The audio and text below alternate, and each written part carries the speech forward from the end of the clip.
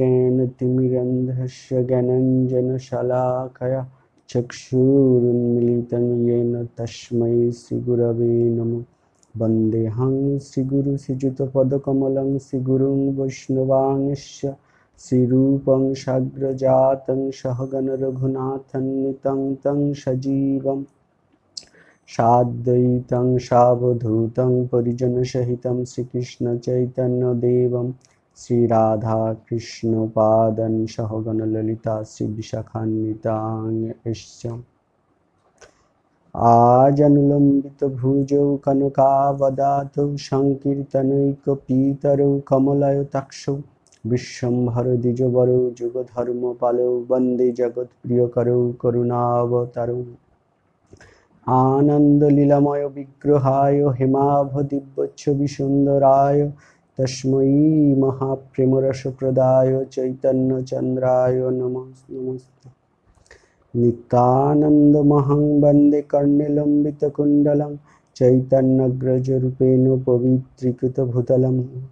हे कृष्ण करुणा सिन्धौ दीनबन्धौ जगत्पते गोपेश गोपिकान्त राधाकान्त नमोस्तुते।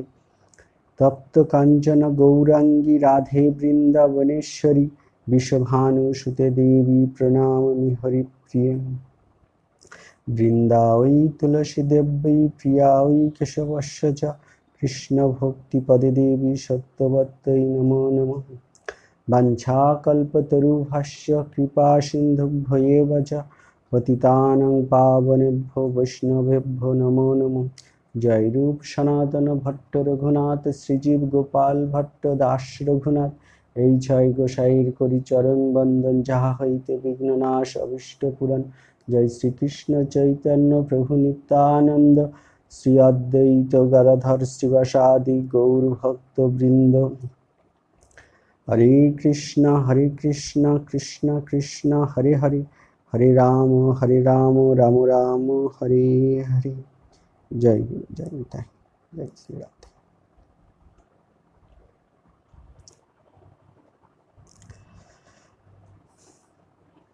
জয় নিতাই।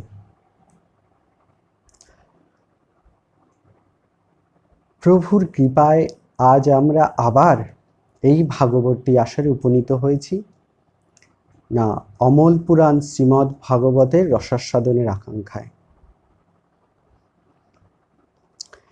পৃথিবীতে আজ পর্যন্ত অনেক বড় বড় কলাকার অর্থাৎ শিল্পী এই ধরাধামে এসেছেন। কেউ তুলির টানে চিত্রপটে, কেউ বা পাথরের উপর বা কাঠের উপর খোদাই করে ভগবানের অপরূপ চিত্র বা মূর্তি বানিয়েছেন। কিন্তু মহর্ষি কৃষ্ণদ্বৈপায়ন বেদব্যাস এর মতো এমন শিল্পী আজ পর্যন্ত ধরাধামে আসেনি, যিনি তার অপূর্ব লেখনী দ্বারাই ভগবানের অতি মনোরম দিব্য অতি সুন্দর এক বাগ্ময় রূপ তিনি শ্রীমদ্ ভাগবত গ্রন্থের মাধ্যমে রচনা করেছেন। আজ পর্যন্ত যে সমস্ত শাস্ত্র রচিত হয়েছে সব শাস্ত্রেই বলছেন যে ভগবানকে ভজন পূজন আরাধনা করতে। কিন্তু এই ভাগবত শাস্ত্র কেবল সেটুকু বলেই ক্ষান্ত হয়নি, তার যে সন্দেশ বা বার্তা সেটা অঘোষিত অভূতপূর্ব। যেন শ্রীমদ্ ভাগবত কলিজীবকে বলছে, কারণ কলিকালের ঠিক প্রারম্ভেই এই ভাগবতটা রচিত হয়েছিল। তা শ্রীমদ্ ভাগবত যেন কলিকালের ভাগ্যহত জীবদের বলছে, হে কলিকালের ভাগ্যহত জীব, তোমাদের সামর্থ্য কতটুকু আর যোগ্যতাই বা কতটুকু যে তোমরা ভগবানকে ভজনা করবে। তোমরা আমার এই বাণী বা কথা শ্রবণ করো, নীরবে নিভৃতে কান পেতে থাকো, যে তোমরা শুনতে পাবে যে তোমাদের আর ভগবানের জন্য কতটুকু আরতি, তোমরা বা কতটুকু অনুভূতি দিয়ে ভগবানকে ডাকো। তার থেকে অধিক কোটি গুণ আরতি নিয়ে ভগবান তোমাদেরকে ডাকছেন। ভাগবতের দেবতা যে মুরলীধর, সেই মুরলীর মধুর তানে সবাইকে তার নিকটে ডাকছেন। মানুষ ভগবানের কাছে যেতে পারে না, তাই প্রেমময় ভগবান নিজে এই ধরিত্রীর বুকে নেমে এসেছেন তার আপনজন হয়ে। অজ্ঞজীব আর কতটুকুই বা তার সামর্থ্য ভগবানকে ডাকার, সে তো ভগবানকে ভালো করে ডাকতেও জানে না। তাই মোহনবাসী দ্বারা ভগবানই এই জগৎজীবকে তার নিজের কাছে ডাকছেন। এটাই ভাগবত শাস্ত্রের অভিনব অবদান। আর এই যে অভিনব ঘোষণায় শ্রীমদ্ ভাগবত গ্রন্থকে জগতের দরবারে সর্বশ্রেষ্ঠের আসন দিয়েছে।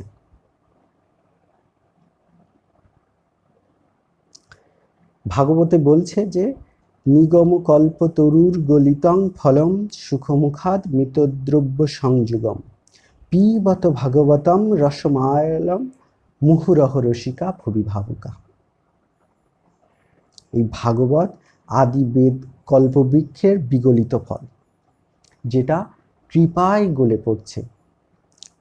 অর্থাৎ কৃপা করে প্রাণের দেবতা অসীম করুণায় তার গোলকধাম থেকে এই যমুনার তীরে ব্রজভূমিতে অবতীর্ণ হয়েছেন। শ্রী ভগবানের এই যে কৃপার কথায় শ্রীমদ্ ভাগবতের প্রত্যেক পৃষ্ঠায় বর্ণিত হয়েছে। কং বা দয়ালুং শরণং ব্রজেন,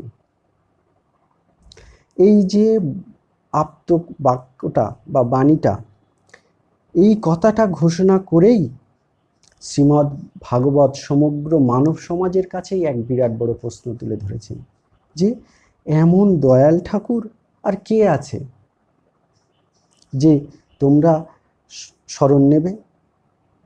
তোমরা আর কার কাছে শরণ নেবে, যিনি পুতনার মতো মহাপাপীয়সীকেও বৈকুণ্ঠে নিজের ধাত্রীমাতার গতি প্রদান করে দিয়েছেন? তার মতো করুণাঘন ঠাকুরকে ছেড়ে কলির তিতাবদগ্ধ জীব আর কাকের কাছে আশ্রয় নেবে? এটাই শ্রীমদ্ ভাগবতের আশ্বাসবাণী। ভক্ত, আমরা দেখি যে ভক্ত ভগবানের জন্য ব্যাকুল হয়। এর থেকেও আরো সুন্দর একটা বিষয় আছে। সেটা কি না, সেটা ভাগবতের অন্তরের কথা হলো যে ভগবান ভক্তের জন্য ব্যাকুল হয়।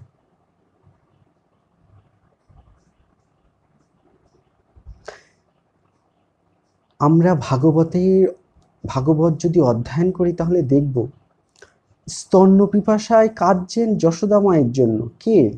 না, গোপাল। গরু বাছুর ও সখাদের হারিয়ে কি কাতর হয়েই না বনে বনে সখাদের খুঁজে বেড়াচ্ছেন কে? কানাই। ব্রজঙ্গনাদের মন হরণ করে তার নিজের নিকটে ডাকার জন্য মোহনবাসীতে মধুর ধ্বনি করে কে ডাকছে? না, গোপীজন বল্লভ। এটাই হলো ভাগবতের মাধুরীমা। কোনো কোনো পুরাণে বা বৈষ্ণব পদকর্তাদের পদে আমরা পাই যে কৃষ্ণ বিরহে ব্যথাতুর হয়ে ব্রজরমাগণ বৃন্দা দেবীকে পাঠিয়েছিলেন মথুরাতে তাদের দূত হিসাবে, তাদের শ্রীকৃষ্ণের কাছে। কিন্তু ভাগবত শাস্ত্র কিন্তু এই খবর দেয় না। ব্রজ থেকে দূত মথুরায় প্রেরণের সংবাদটা ভাগবতে পাই না। আমরা পাই না মথুরা থেকে বৃন্দাবনে দূত প্রেরণের মধুবাই কাহিনী। শ্রীমদ্ ভাগবতে বর্ণনা করা হয়েছে শ্রী রাধারানীর দূত বৃন্দা দেবীর কথা নয়, কৃষ্ণের দূত উদ্ধবের কথায়। এই যে ভগবান কৃষ্ণচন্দ্র দূত হিসেবে কে উদ্ধবকে পাঠিয়েছিলেন, এটাই দশম স্কন্ধের 46 ও 47 অধ্যায়েই বর্ণিত হয়েছে। এই ভাগবতের এই অংশেরই রসাস্বাদন আমরা বিগত কয়েক সপ্তাহ ধরেই করে চলেছি।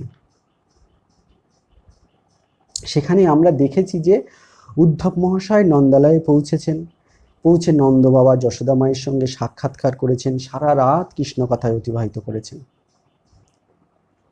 পরদিন প্রাতে তিনি যমুনায় অবগাহন করতে গেছেন। যমুনায় অবগাহন করার পরে তিনি ব্রজনিকুঞ্জের পথে ধীরে ধীরে হেঁটে চলেছেন। এই পর্যন্ত আমরা আগের দিন আস্বাদন করেছি।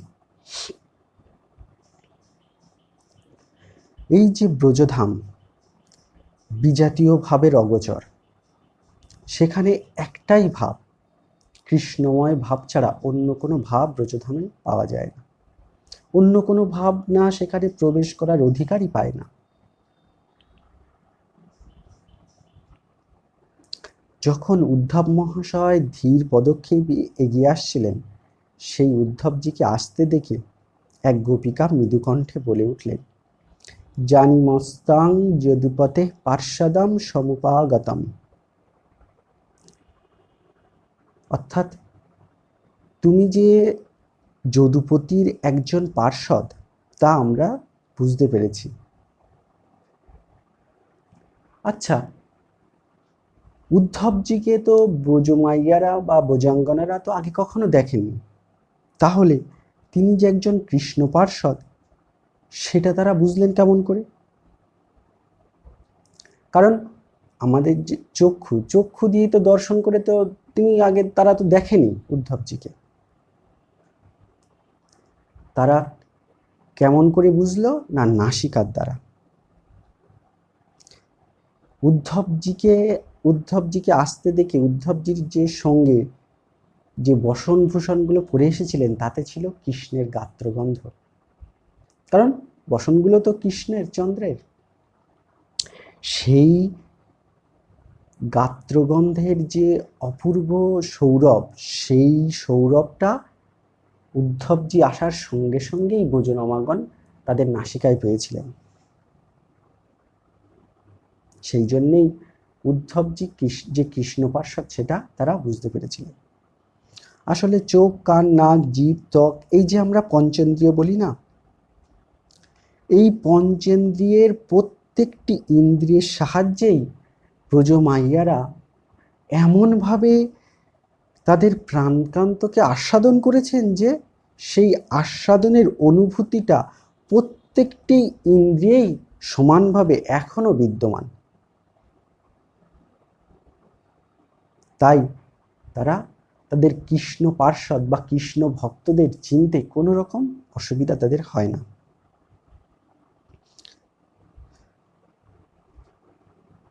এখানে আরো একটা প্রসঙ্গ বিশেষভাবে আস্বাদনের বিষয়, যেটা যে ব্রজরামাগণ বলছেন যে যদুপতি, কৃষ্ণচন্দ্রকে উপাধি হিসেবে বলছেন যদুপতি। তা কৃষ্ণচন্দ্রকে যদুপতি বলে সম্বোধন করবার কারণ কি? না, একটা ফুল যতক্ষণ গাছে থাকে ততক্ষণ গাছের পরিচয়েই তার পরিচয়।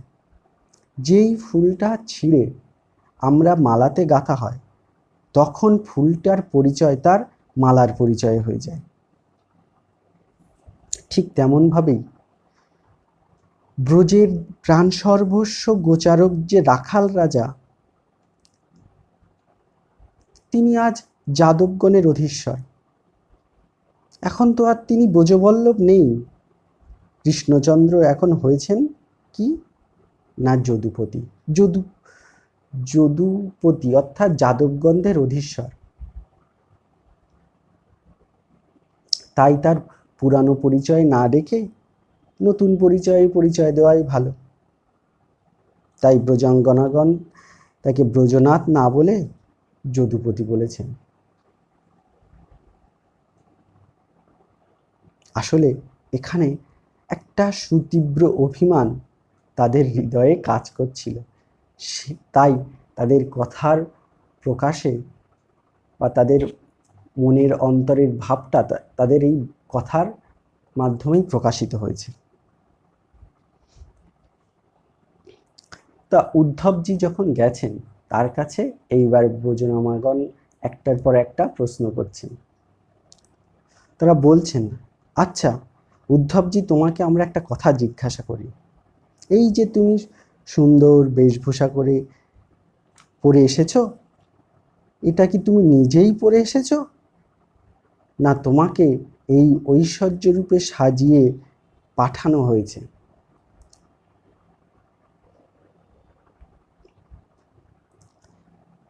এই কথাটা কেন বলছেন?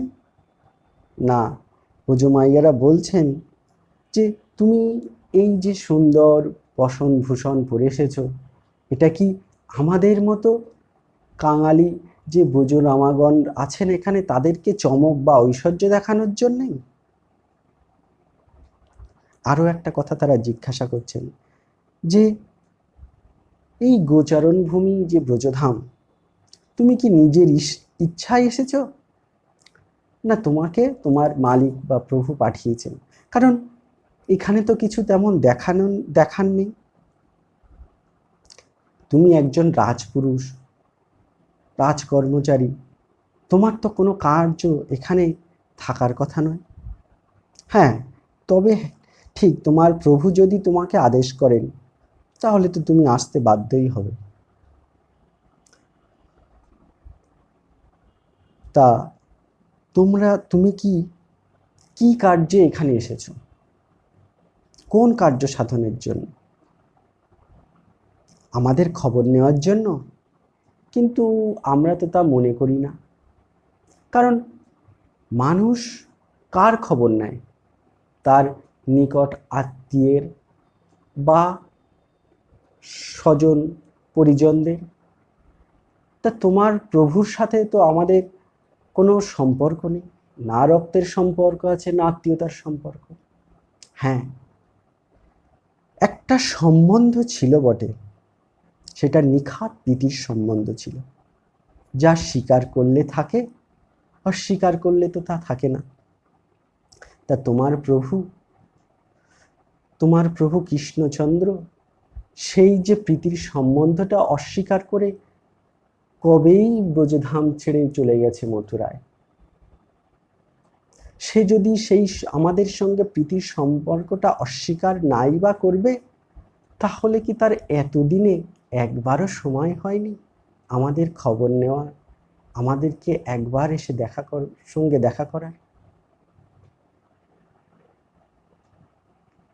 তা যাই হোক, এই গরু চড়ানোর মাঠে স্মরণযোগ্য তো কিছু তোমার প্রভুর আছে তো বলে মনে হয় না। গ্রো ব্রজেশে তস্য স্মরণীয়ং ন চক্ষ্মেহে, এই উক্তিটাই ভাগবতে করা হয়েছে। ভোজরামাগণ তখন আর একটা কথাই বলছেন, হ্যাঁ আমাদের সঙ্গে কোনো সম্পর্ক নেই বা কোনো সম্বন্ধ তার নেই, সে সম্পর্ক বা সম্বন্ধ সে অস্বীকার করতেই পারে। কিন্তু একটা সম্পর্ক বা সম্বন্ধ সে অস্বীকার করতে পারে না। যেমন ধরি একটা ঘটটা একটা কুম্ভকার যখন তৈরি করছেন, কুম্ভকার কিছু মাটি নিয়ে এসে তার চক্রের দ্বারা আর দণ্ডের দ্বারা, তার নিপুণ শৈল্পিক সত্তার দ্বারা কুম্ভকার সেই ঘটটা প্রস্তুত করেছে। ঘটটা প্রস্তুত হয়ে যাওয়ার পরে ঘট বা কলসি সে সম্পূর্ণরূপেই সেই কুম্ভকারের নিপুণ শৈল্পিক সত্তাটাকে অস্বীকার করতে পারে। ঘট সম্পূর্ণরূপেই অস্বীকার করতে পারে চক্র ও দণ্ডের ভূমিকা, কিন্তু একটা জায়গায় কিন্তু সেই ঘট একটা জিনিসকে অস্বীকার করতে পারে না। সেটা কি না, তার উপাদান স্বরূপ মৃত্তিকাকে। ঘট যদি সেই মৃত্তিকাকেই অস্বীকার করে তবে তার নিজের অস্তিত্বটাই তো থাকে না, তার অস্তিত্বই বিলুপ্ত হয়ে যায়। ঠিক তেমনভাবেই তোমার প্রভু না একটা সম্পর্ককে সে কোনোদিনই অস্বীকার করতে পারে না। সেটা কি না, তার পিতামাতা ব্রজরাজ ও ব্রজেশ্বরীর সঙ্গে যে সম্বন্ধ সেটা অস্বীকার করতে পারে না। কারণ যে পিতৃমাতৃর সঙ্গে যে সম্বন্ধটা সেটা গৃহত্যাগী মুনি ঋষিরাও কখনো করতে পারে না। নন্দ মহারাজ আর যশোদা মায়ার থেকেই তার তো ওই সুন্দর বপু, ওই দেহখানি, তাদের নিত্য আদরেই তো তুষ্টপুষ্ট হয়েই তার এই শ্রীবৃদ্ধি, তার এই সুন্দর মনোহর প্রাণহরা কান্তি, সেই তাদের কথা তো তার ভুলে যাওয়া কখনোই সম্ভব না। তাদের অস্তিত্ব বা সম্বন্ধটা তো ভুলে গেলে তার নিজের অস্তিত্বই বিলুপ্ত হয়ে যাবে। আমার মনে হয় উদ্ধব তিনি সেই তার পিতা মাতাকেই সান্ত্বনা দেওয়ার জন্যই ব্রজে তোমাকে পাঠিয়েছে। তা বেশ ভালো কথা। তবে আমাদের মনে একটা খেদ হয় যে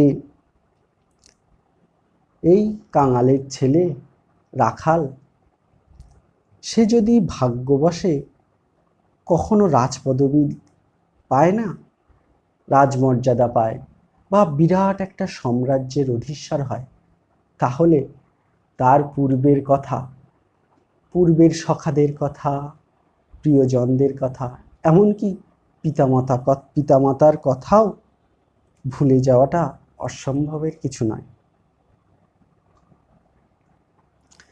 তা সেই পিতামাতার পুত্রকৃত অবমাননাটাই তো তারা পাচ্ছেন।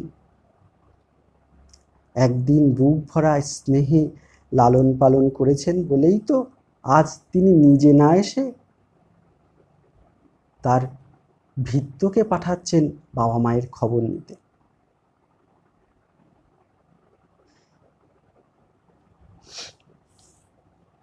তা উদ্ধবজি, তোমাদের কানাই যা করেছেন তা ভালোই করেছেন। তুমি যাও, এই পথ তুমি মনে হয় ভুল পথে চলে আসছো উদ্ধব। এ পথ তো নন্দালয়ের দিকে যাচ্ছে না, ওই পথটা যাবে নন্দালয়ের দিকে। তুমি ওই পথে শীঘ্র যাও, শীঘ্র গিয়ে তোমার যে জৌলুসময় পোশাক পরে, যে রাজ ঐশ্বর্যময় পোশাক পরে তুমি এসেছো, তা শীঘ্র গিয়ে সেই দুঃখের সাগরে ভাসমান পিতামাতাকে দেখিয়ে এসো, তাদের সান্ত্বনা দিয়ে এসো। কারণ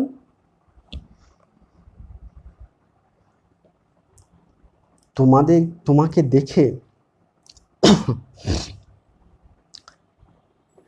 যশোদামা আর নন্দরাজার আনন্দের আর সীমা পরিসীমা থাকবে না।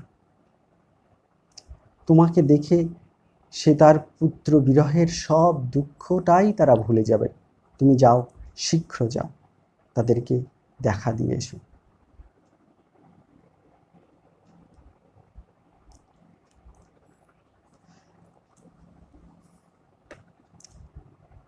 আসলে এখানে ব্রজমাইয়ারা কৃষ্ণচন্দ্রকে যে দোষারোপগুলো করছেন না, সেগুলো কিন্তু তাদের অন্তরের কথা নয়। কারণ প্রকৃতপক্ষে কৃষ্ণচন্দ্রকে এই ব্রজ রামাগণ বা ব্রজ মাইয়াদের থেকে আর কে বা ভালো সবচেয়ে চেনে? তাদের মতো কে বা তাদের প্রাণকান্তকে এমন করে ভালোবাসতে পারে? তবে যে তারা এই কথাগুলো বলছেন, এগুলো আসলে কি বিরহ বেদনায় ব্যথাতুর হয়ে অনেক অভিমান করেই তারা কথাগুলো বলছেন। তা গোপীদের এই কথায় উদ্ধব যেন মরমে মরে গেছেন। তার মনে হলো যে এমন মূল্যবান পোশাক পরিচ্ছদ পরে ব্রজে আসা নিতান্তই অশোভন হয়েছে। এইগুলো যেন মথুরার ঐশ্বর্যকেই প্রকাশ করছিল। আসলে ব্রজে আসবার সময় ভগবান কৃষ্ণচন্দ্র যখন নিজ হাতে উদ্ধবজিকে নিজে সাজিয়ে দিচ্ছিলেন না, উদ্ধবজি তখন মনে করছিলেন যে আমার থেকে ধন্য এই ত্রিজগতে আর কে আছে, আমার জীবন ধন্য। আর ঠিক উল্টোটাই হচ্ছে যখন উদ্ধব এই বিরহ মলিন গোপমায়াদের সম্মুখে দাঁড়িয়ে তাদের বিরহ ব্যথাতুর কথাগুলো শুনছেন, তখন তার নিজেকে ও নিজের এই যে বস্ত্র অলঙ্কারকে ধিক্কার জানাতে ইচ্ছা করছে। তিনি চাইছেন ধরিত্রী মাতা যদি এখনই বিদীর্ণ হতো, তাহলে তার অতল গহ্বরে প্রবেশ করে সেই অতল গহ্বর থেকে মসি তুলে নিয়ে এসে তিনি তার মুখমণ্ডল বস্ত্রকে আবৃত করে দিতেন, যাতে এই বিরহ কাতর মলিন যে ব্রজমাইয়াদের পাশে তিনি দাঁড়াতে পারেন। মর্মে মর্মে তিনি তার ধিক্কারের দংশন অনুভব করতে লাগলেন। সেই নির্মম আত্মগ্লানিটা নিয়ে উদ্ধবজি ধরণীর বুকের দিকে চেয়ে চুপচাপ দাঁড়িয়ে থাকলেন।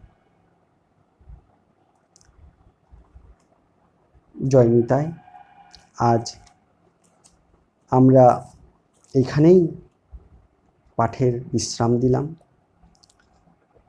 পরবর্তী দিনে প্রভুর কৃপা হলে এর পরবর্তী অংশ আস্বাদনের আকাঙ্ক্ষা থাকলো। জয় নিতাই।